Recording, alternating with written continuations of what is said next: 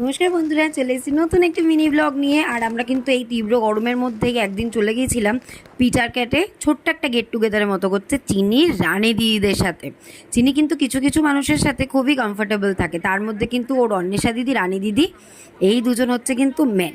যাই হোক, এখানে কিন্তু আমরা নিয়ে নিয়েছিলাম একটা চিকেন সিজলার, চেলো কাবাব, আর হচ্ছে নানা রকমের ডেজার্ট ছিল। তার মধ্যে ছিল ব্রাউনিতে হট চকলেট ডালাটা চিনির কাছে মানে জাস্ট অ্যামেজিং লেগেছিল। জাস্ট এক্সপ্রেশনটা একবার দেখো। আর তার সঙ্গে আমাদের ব্রেভারেজে ছিল হচ্ছে সোডা শিকঞ্জি। যাই হোক, আমরা কিন্তু খুব মজা করেছিলাম, খুব ভালোভাবে খাওয়া দাওয়া করেছিলাম, তার সঙ্গে কিন্তু অনেক অনেক আড্ডা মেরেছিলাম এখানে।